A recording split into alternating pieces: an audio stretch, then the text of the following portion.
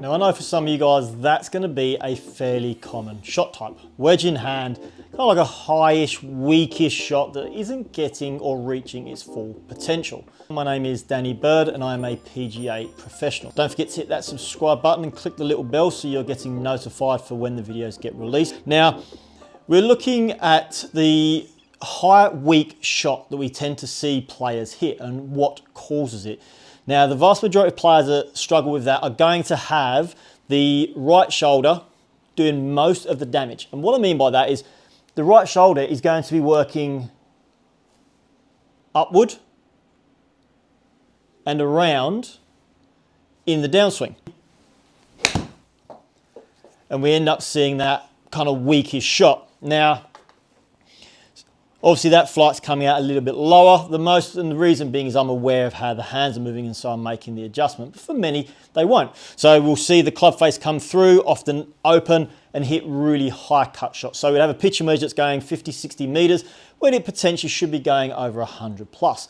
Now, we understand that the right shoulder is doing the vast majority of the damage. It's moving in the incorrect direction. The club now goes in an outward to inward path, and we get that shot. But what sort of changes, how should it look, and then how can we go about to correct that? And that's what the bulk of this video is going to be about for you.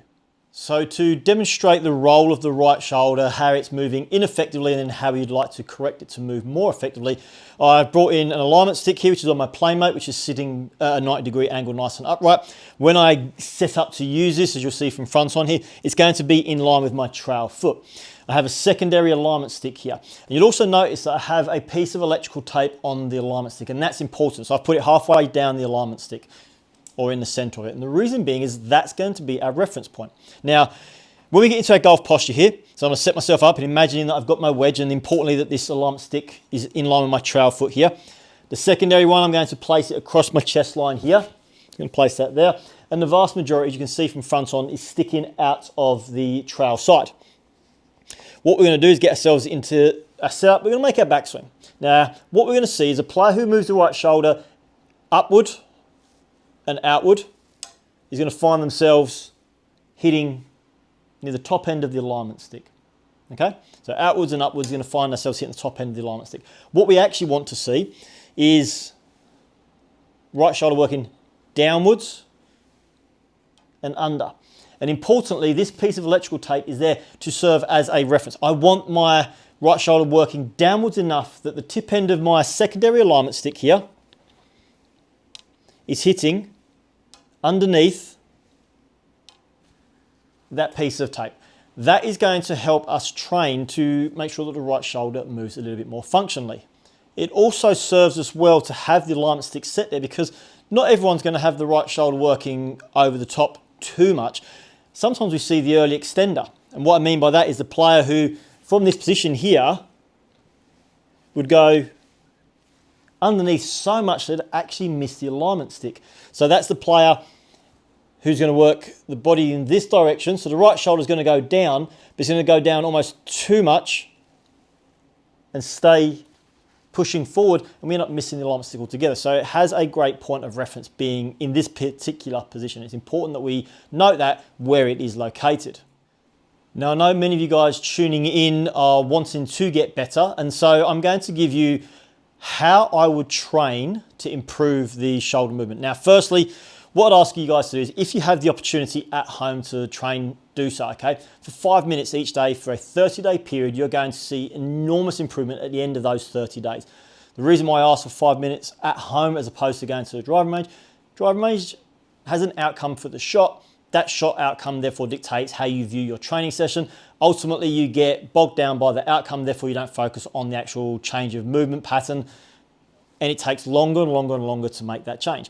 For this one, I'm going to place my pitching wedge down on the ground. We're then going to get ourselves set up at home. We've got our alignment stick here. We get ourselves into golf posture, go through everything as if we're having a real training session. So it's only 5 minutes. And then from here, we're going to turn back, see my shoulder working down, and then 1, 2, 3, and pause. Okay? We're going to do 3. We're going to take ourselves 10 seconds, go back into posture again, and repeat that. You're going to repeat that for 5 minutes. Again, for 30 days, and you're going to see huge changes at the end. But what about those of you who just want to hit golf balls? You want to see an outcome. Well, we're going to adjust this drill ever so slightly for you. So for those of you that are wanting to hit golf balls with a similar drill in place, what we're going to do, we're going to take our alignment stick here, my plane mate.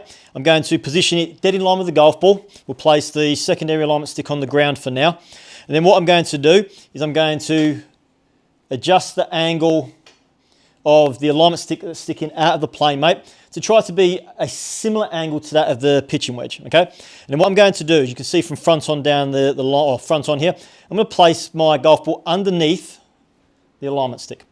Now what we're going to do, I'm going to swing to the top and pause, and as I work down, I'm going to do a couple of dummy swings, trying to keep that right shoulder, feel like it's going to stay down and under the alignment stick. Now it will not. Okay, I have to stress that. It's just a feeling of the right shoulder going down, but this being here as a reference point is going to help me. So we're going to start off with just little half swings, okay? So set ourselves up, pause, stop at hip high, and then simply right shoulder down, okay? We're not interested in the strike, and this is the important part for the early part of the session. We're not interested in the strike. We're just trying to get used to club in hand, ball on ground, and just getting that feeling of that right shoulder down. So hip high, pause, right shoulder goes down. What we're then going to do is we're going to advance that swing motion. We're going to increase the tempo, and we're going to add a couple little minor changes. Okay, so we're feeling confident that with those little kind of hip high swings, we're starting to see the right shoulder go down. And I will say this, because I say to all my online students and even my in-person students, if you're going to train, most people have a smartphone, get yourself a tripod, video your swing, okay? What you feel like you're doing versus what you potentially are doing could be very, very different. So it's important that you get some video feedback so that then you can keep working in the right direction or make the appropriate change if you're not seeing the change occur. Now, we're going to keep the alignment stick in the ground. We're going to keep the golf ball position where it is. What I'm going to ask of you guys, we're going to take the alignment stick, I'm going to place it across my chest, and I'm going to hold it with my lead hand here. I'm going to then move the golf ball just slightly out of the way. And what I'm going to try and get you guys to do is just holding the club in your trail hand here, swing to the top, pause, lower down, and then work underneath. Okay? We're not going to contact the ground. We're not going to get the club making any real contact at all. What we want to do is create that feeling of moving with the club in hand and keeping that right shoulder down and through. Now I'm going to ask you guys to do one of those before you hit a golf shot. Then you're going to get to hit one half-speed golf shot. So lowering that right shoulder, really feel like it's trying to get underneath the alignment stick there. And then you're going to hit one full-speed shot.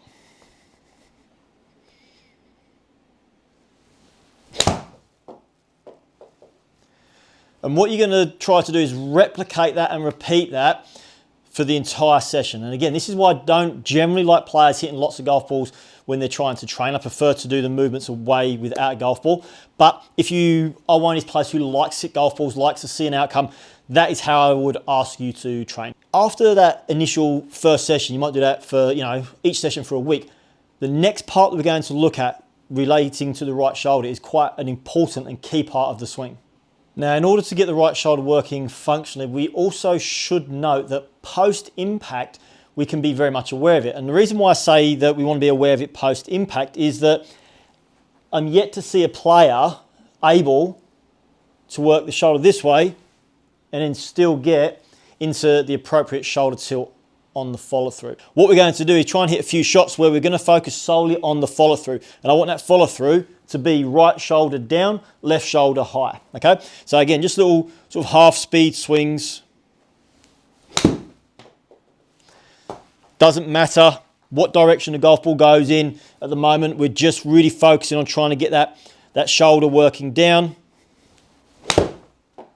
Good. And then as you're getting confident, competent, and we're seeing on video that right shoulder is working down, then you can begin to work into the full motion where we will finish with the shoulders level with each other, which is perfectly fine to do.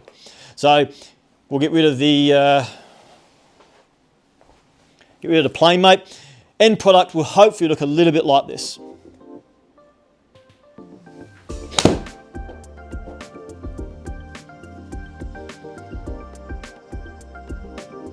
Not too bad. And that's the reason why I like players to use their wedges, because they tend to fly straighter. So we get confident, and I would walk away from the session going, hey, that was a positive session. I really feel like I got something out of it, and I'm keen to get back and try that again. As always, I do ask that if you have a friend who's struggling with their game, maybe a playing partner that you play with on the weekend who needs some help with their game, please feel free to share the video with them. If you have a comment or a question about today's video, maybe previous videos, or even just a general comment about golf, please feel free to leave it. I do try to get back to as many as I possibly can in the comment section. Don't forget to subscribe. Make sure you hit that subscribe button and click the little bell. That way you get notified when I drop the videos each and every week. And above all else, until I catch you guys again next time, happy golfing.